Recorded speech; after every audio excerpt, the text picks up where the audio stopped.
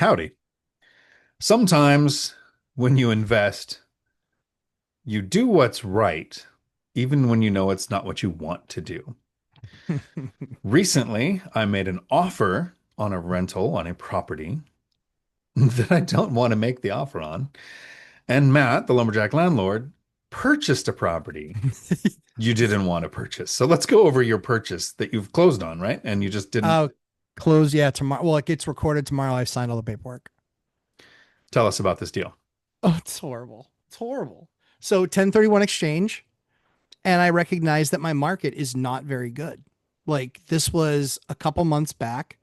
We weren't seeing really any inventory. We weren't seeing any reasonably priced inventory. And so I'm looking at it and it pencils out. It's fine. It makes money.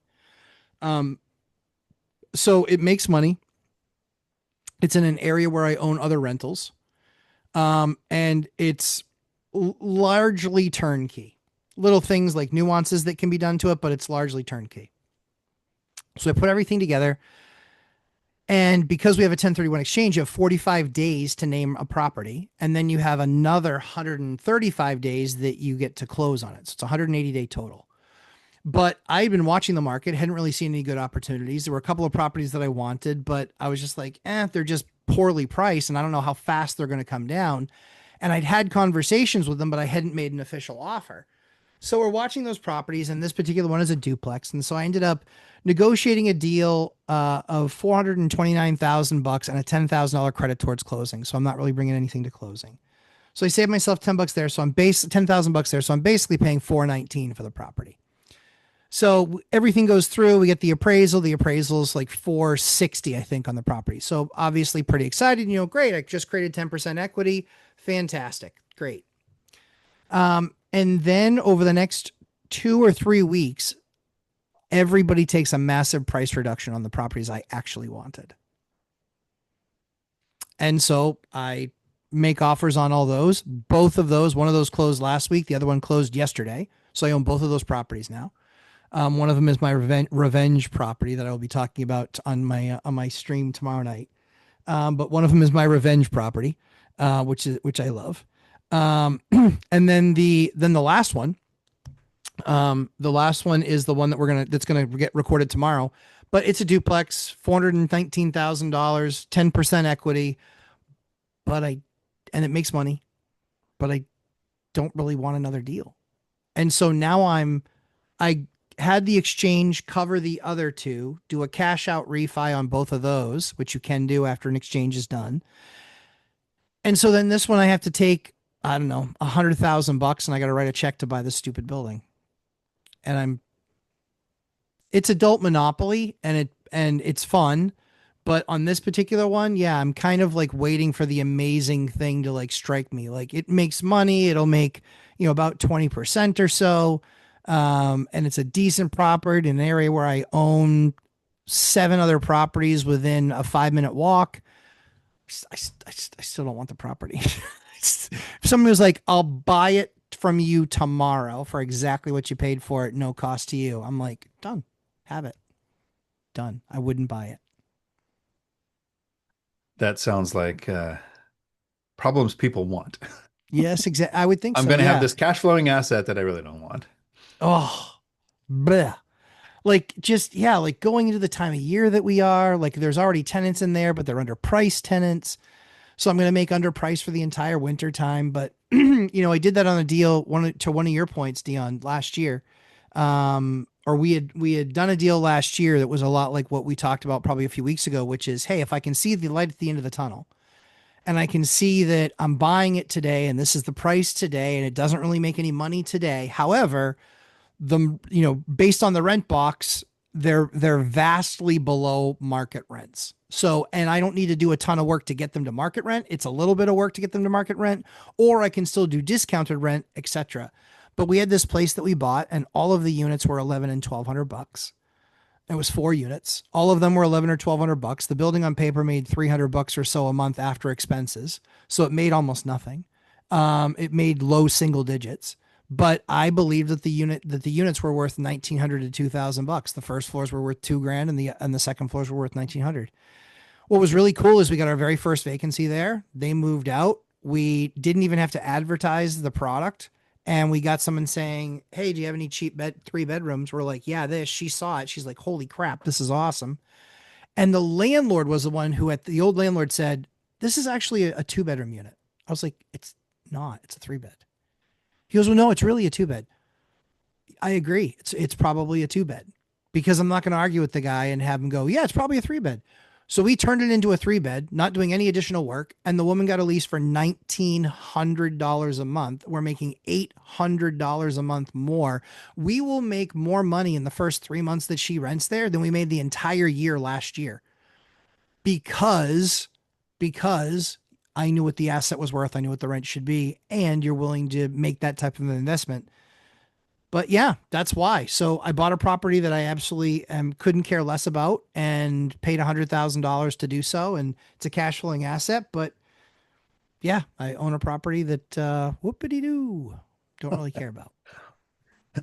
So on my channel, we do members only meetups Yeah. twice, on Zoom twice a Hmm. month where we analyze deals.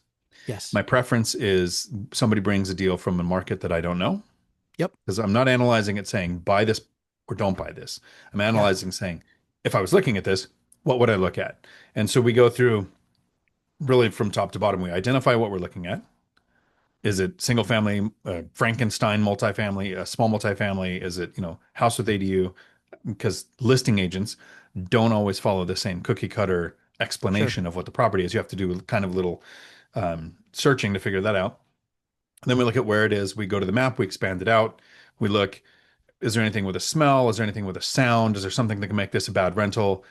We might look at crime information, knowing your market, not by going to Crime Spot. That's all cooked data, in my opinion. After 8 years of law Agreed. enforcement, I know we cooked Agreed. the data, depending on if the mayor wanted reelected or if the sheriff wanted more equipment, whether there's more or less crime, not whether there's actually more or less crime. Mm-hmm. Sounds But right. you can call the non-emergency police number, ask for a cop to ask some questions. You can call property managers and say, "Hey, would you manage in this area?" So we go through all this. We look at the aspects of the property. Eventually, in like a 45-minute, study of this rental to learn the skill that takes 3 minutes to actually use, Yep. we'll do about 5 minutes on the math. Yeah. Most people, when they look at a rental, they talk math, they only look math.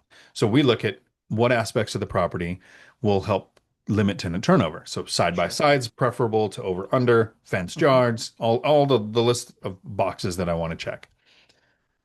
So my preference is to look in other markets because I am not in buy mode. Yes. I'm financially free. I'm in early retirement. I've been retired for 3 years. I'm in the travel phase. Like we're meeting you in Gary, Indiana. Hmm. Um, Next week, I September think. 4th to the 7th is when we're going to be there, and I Millennial think Mike's we're, going to be there. All Nighter yeah. Hider is going to be there. Hopefully, Hmm. do like an evening meetup with some people in the area. Um, Headed to Vegas for the BiggerPockets thing, then headed to Thailand, then headed to Vegas. So I'm like, I'm not in buy mode, but in a few months, I want to buy. So I don't want to look in my market. I was very clear. We'll do the members only, but I'd rather look in other markets. Well, last night I did the members only, and I said, "Does anybody have a deal they want to look at?" And there's, I don't know, there's 10 to 15 people on the Zoom, and nobody had a deal. It's also on YouTube at the same time. Nobody had a Hmm. deal. So I was like, okay, Hmm. fine. I literally go through, this is what it's like to look at deals. I open up my emails. I try not to show all of the adult content that shows up, and I go over here and I go, this is the emails from my agent. So I click on one as quick as I can, and I go into it, and I don't look at the property that's in that listing. Hmm. What I do is I click through, show me all of your listings currently, and then I'll scroll through and I'll look, and the second image down, the image checked off several of the boxes. Hmm. It's rare in my area to see a duplex go for sale that is side by side with the Yes. garages in the middle with a fenced Ooh, yard. So the very first that image is isn't the rare. front from Google Street View that most people do. It's a kind of aerial view showing somebody used a drone. Here's the duplex with its fenced yards, side by side garages in the middle. And I'm like, oh, well, look at that one. Price kind of low. I'm like, so this might be they listed it and they put it in low to draw attention and to get demand or something. So then I look into it.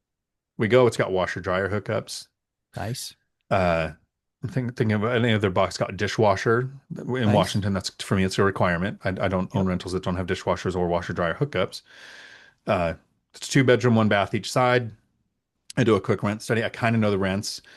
Section 8 increased that county. It's Mason County, Washington. Section 8 went up about $90 for 2026. I don't know if you know this. I'm doing a Okay. video on Thursday.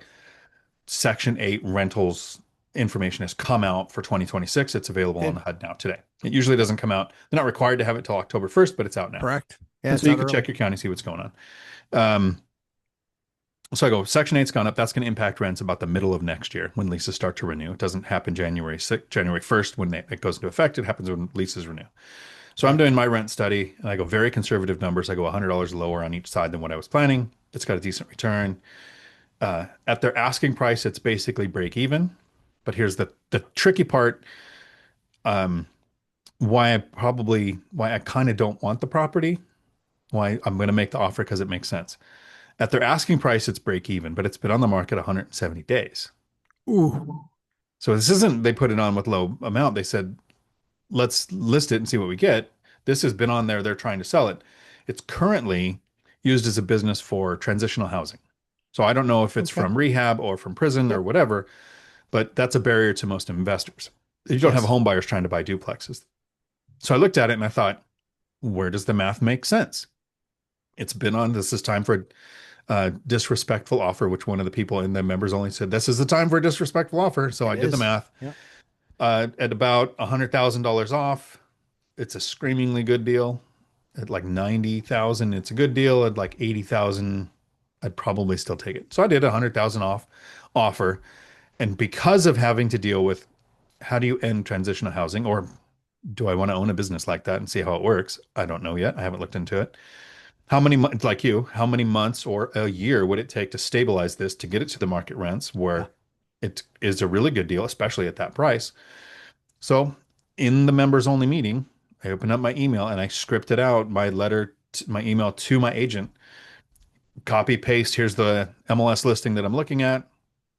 I explain it's been on the market this long so that he knows why I'm doing a disrespectful offer because it's a waste of their time if it came out yesterday. And I go, hey, let's try 100,000 off. They're asking. So I expressed to the agent why I did what, and I did. I explained that it's being used as a business. Uh, Here's the offer: non-owner occupied, conventional loan, standard. What do you call it? You know, Standard terms. and yeah, our normal terms Yeah. basically. I didn't have to Yep. spell it out, but he knows it's 10-day inspection period, Mm-hmm. financing contingency, and sent that off last night. So, and then within like 15 minutes, he goes in your inbox. So, go through the DocuSign, and I'm not in buy mode. I don't want to buy a property, but when you see a Yeah. good deal and you see one that makes sense, Yeah. kind of like from 2021 to 2020 to currently, I want to buy a fourplex. I want my next purchase to be a fourplex. Yeah. I wanted it for 4 years to be my fourplex. Yeah. But in 2021, I found a duplex that made sense. And in 2023, I found a duplex that made sense. And if this one makes sense, I'll buy it too. Made an offer I didn't want to, but I'll take it if it comes through. Yeah, I mean, it's one of those things, right? There's plenty of people out there that can't even make an offer because, they can't find the right asset. And so it's like we always say, before you move markets, look at all the different asset types. There might be an asset type there that's vastly underpriced. We've certainly found that. Like I saw somebody find a mobile home park that had like a 37% return. And I was like, dear Lord, like I would love to do that deal, you know? But yeah, it's just one of those crazy things. So as you guys are looking at your markets, like Deanna and I talk about all the time, yes, you can make disrespectful offers, but it was an informed disrespectful offer. Don't make a disrespectful offer just for the sake of making it. You need to have data that backs you up to a certain degree. Like, hey, you've been on the market for 170 days. And, based on the business that's running there, I don't understand it. It's going to be a big transition and it's going to cost a lot of money to make that transition. Like, give the agent some footing to stand on because just because, or because that's what the offer is, usually won't fly. Because the first thing that they're going to ask is, well, why are you guys coming in so low? It can't be because we smell blood in the water. It needs to be substantiate why the number is what the number is. Will you do that in your offer to them? Like you put your offer, send it over, but I'm sure there's got to be some color there. So the agent, when they my agent, when he communicates, he's done this almost every time so far. It is, he knows to just follow up if they go, we have another offer. He goes, good. My client, me, would like to let you know that his offer still stands. He'll be in second position in case that falls through. So that's like standard. He'll always ask, from what I've learned from you, can you tell me the top three things that matter most to the seller to try to find out information? Sure. And then based on what the market rents are, this is the price that makes sense to my customer, to my Yeah. client. So Yep. he puts basically that. I don't know that he's ever reached out to the owner, but he's talking to the listing agent. Yeah, yeah, sure. That's what I mean. Yeah, and that's I mean they're the conduit, right? Well, at least they're supposed to be. But And yeah, if you're and lucky, like you get a good one. And I've got a couple of good agents that I work with. And this one that I work with the most, part of it's responsiveness, part of it is he owns small multifamily. And that's beautiful. he Yeah. goes, "Yep, this is exactly why I ran the numbers too. You're making a good offer," and totally gets it. Uh, I think that the more you study your market, the more likely you are to see deals you shouldn't pass on. Yes, agreed. 1,000% agree. 1,000%. And I think too often people look at only single family. Single family is great in some areas. It's fantastic. Like in Gary, single family is awesome. Where you can buy one for 30 and put 40 into it and it's worth 115. That's awesome. That doesn't exist in my area. Like a crappy fixer upper that's a closet costs, a couple hundred grand. And then when you do that work and you sell it, you can only sell it because the math doesn't work for a rental. It's underwater every month. So you can only sell it. And I don't want to spend my time building something out that I'm not going to get the benefit of the build out for 10 years.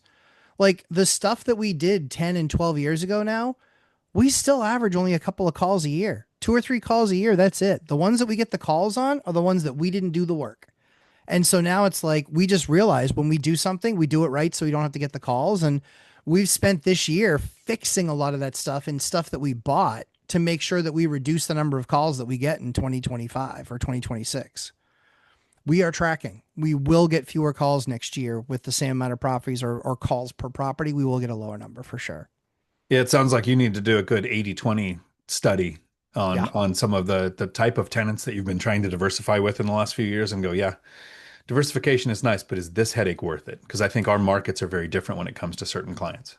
Yeah, for sure. We've seen it kind of firsthand. The nice thing is we got a boat coming in to the shipyard.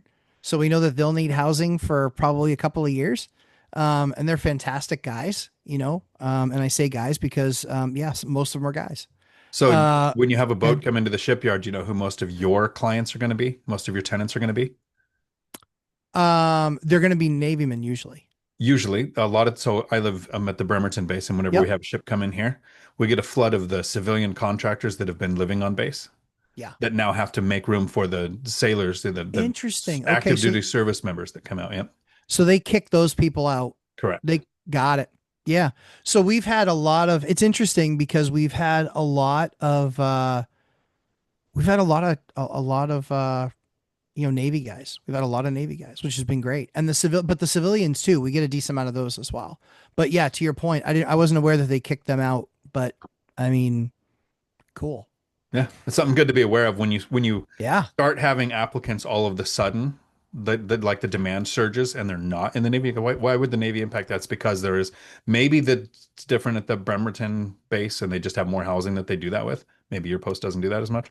We don't have as much housing. Most of the house too bad. Sadly, we had the yard, but we also had Pease Air Force Base about 35 years ago.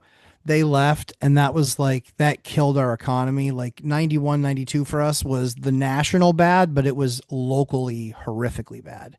We had like 5,000 families leave in a town of 21,000, 26,000, 2,500. Like it was a small community. Like we legitimately lost 10% of our community. So that was tough. Yeah, whenever you rely on one economic driver like that, Yep. it's massive. Agreed. So I'm close to Joint Base Lewis McChord, one of the larger bases on the West Coast. There's been BRAC meetings where they want to do a realignment or closure for it, and who knows what's going to happen in the future. Uh, so I would be very concerned if that was the main thing that I was relying on. But Of there's the course. port and Boeing and Amazon and like all these other things here. I was looking in Arizona, and there's a town very far south of Phoenix where there's a military base, army base, and there are not bad rentals outside of it. The yield Interesting. isn't bad, right? But it is, that's it. There is the base. There's like, Yeah. I didn't see Mhm. anything else there that could support anything. So I wouldn't look there. I'm going to wrap this video up with, because I'm trying to sneak my way into being your accountability buddy. You can find my book, Financial Freedom for the Lazy Person, at Amazon. It's available now. The ebook version is coming out for Kindle, and then Audible is about 4 months away. But I bring this Very up cool. to reference Matt's book, which is Mhm. about 40% done. And we now have a Nice. timeline of about a year or less Less. Yeah, to hold less. you accountable to get that out, because I'm Mhm. excited about that. And in future videos, we'll start to go over what the title is, what you're going to cover, the format that it's in. I'm excited about that. It's going to be very interesting to say the least. And I always appreciate the accountability, my Pink Panther brother.